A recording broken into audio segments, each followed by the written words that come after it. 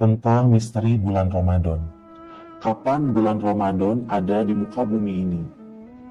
Nah, ini juga jarang sekali dibahas oleh para ulama ya. Tetapi di sini kita bisa ngambil di dalam kitab Kisah Al-Anbiya bahwa bulan Ramadan itu diciptakan oleh Allah Subhanahu wa taala lewat perantara malaikat Jibril dan turun wahyunya kepada Nabi Muhammad sallallahu alaihi wasallam. Bahwa bulan Ramadan ini muncul di saat bulan Saban kedua Hijriah, yang dimana pada saat itu orang-orang belum mengenal dengan puasa wajib Ramadan, karena kebanyakan orang-orang itu mengenal dengan puasa Asyura Muharram. Pada saat itu, puasa Asyura Muharram itu wajib bagi seluruh umat muslim.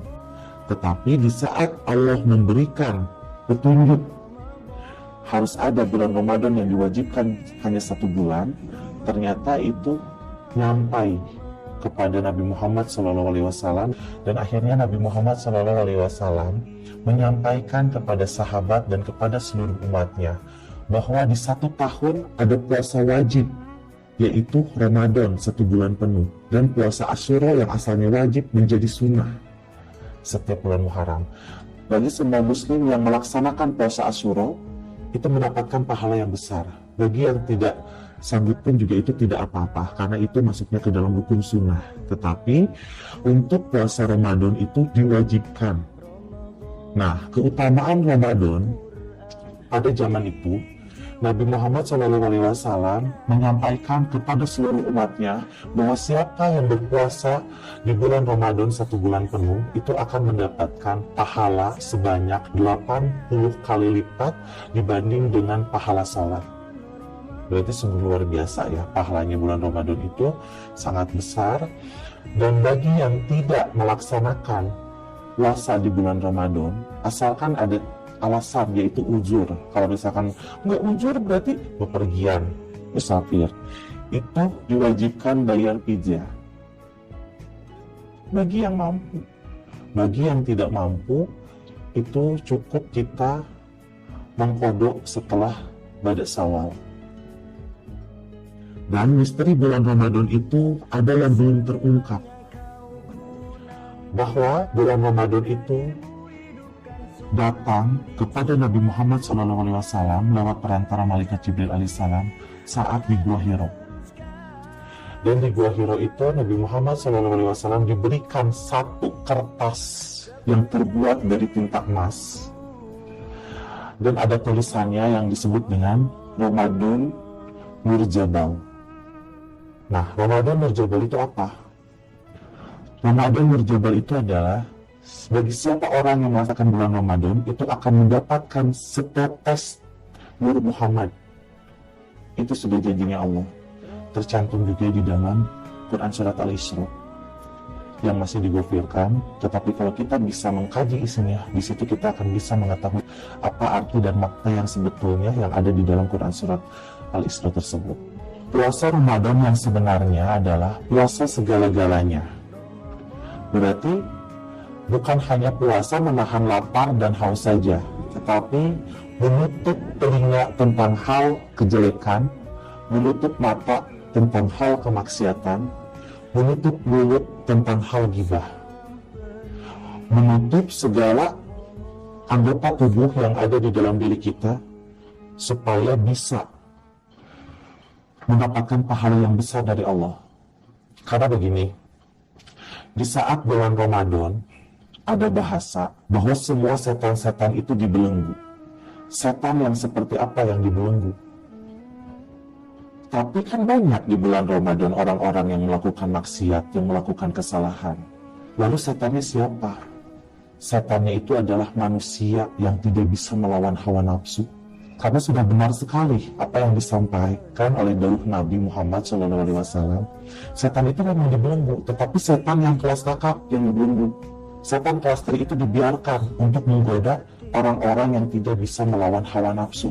Berarti di bulan Ramadan yang tidak bisa melawan hawa nafsunya itu adalah setan yang memang bisa terganggu oleh setan kelas 3. Berarti itu manusia. Nauzubillahi min dzalik. Di saat kita bulan puasa, baik sedang berpuasa ataupun sedang ujur dan tidak berpuasa, alangkah lebih baiknya kita memperbanyak zikrullah, memperbanyak istighfar, supaya kita tidak diganggu oleh setan terik. Karena sangat rugi sekali kalau misalkan kita diganggu oleh setan terik. Berarti nilai norma kemanusiaan kita itu rendah di mata Allah. Sedangkan manusia itu adalah makhluk yang paling mulia. Berarti kita harus bisa melawan hawa nafsu. Jauhi segala hal keburukan, jauhi segala hal yang memang melenceng dari aturan agama, supaya di bulan puasa ini kita mendapatkan pahala yang besar dan mendapatkan perlindungan dari Allah Subhanahu wa Ta'ala.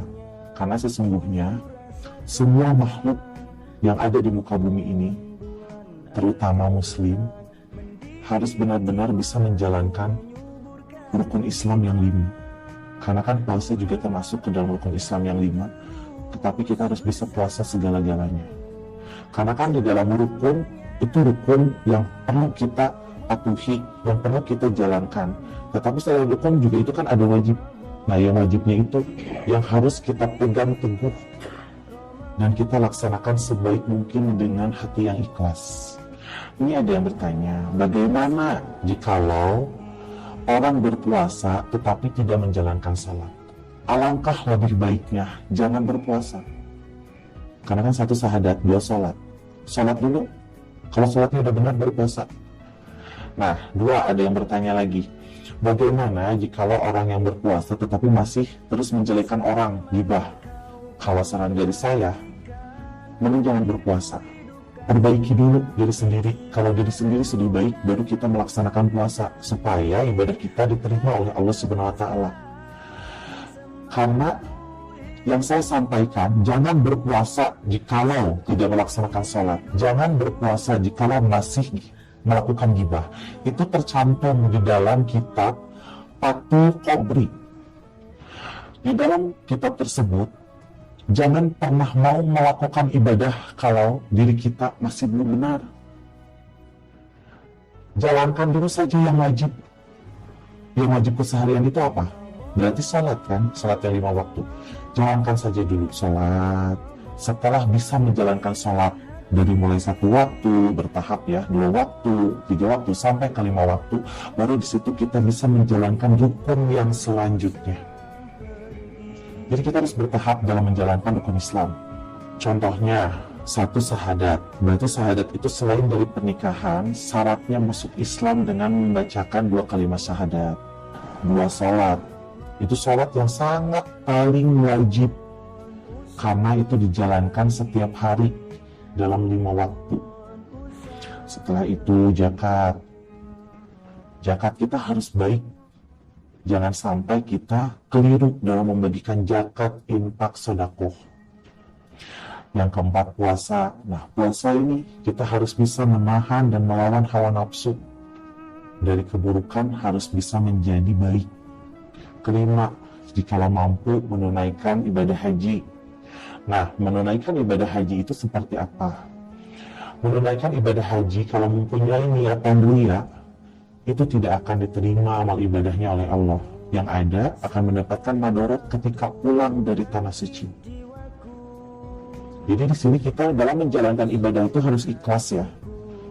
Jangan sampai STMJ. Salat terus dijalankan kan, maksud itu nggak boleh. Karena kita harus memilih salah satu tujuan hidup kita. Tidak bisa dua-duanya kita jalankan. Yang ada kalau dua-duanya kita jalankan, yang ada kita akan celaka di tengah jalan.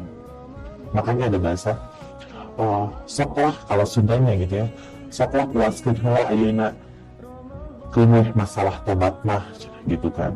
Tapi di situ kita sebagai manusia harus punya patokan. Kita melakukan kesalahan, mau sampai kapan? Karena kita juga harus ada tobatnya. Jangan sampai terlambat, karena yang namanya usia itu kan terus dipantau oleh malaikat. Di saat malaikat itu ditugaskan oleh Allah untuk mencabut seseorang A gitu kan, itu terjadi atas kun fayakunnya Allah. Jadi di sini kita melakukan kesalahan dan keburukan itu harus punya patokan. Jangan kumaha engke, harus engke kumaha gitu. Karena kalau misalkan kita gimana nanti, yang ada kita nggak akan pernah hidup benar. selamanya kita akan selalu salah. Di saat kita sudah melapangkan janji, itu pun juga akan diingkari dan diingkari. Lalu, apakah kita harus menunggu berkahnya dari Allah? Nauzubillah min dzalik. Karena berkah dari Allah itu paling menyakitkan bagi manusia dibandingkan dengan kesusahan dan kesulitan apa yang pernah dialami. Nah, berarti kita akan kembali ke tema awal. Seperti yang barusan saya sampaikan, itu cukup sekian dari saya. Insya Allah kedepannya kita akan membahas tema yang lainnya. Saya pamit undur diri. Wassalamualaikum warahmatullahi wabarakatuh.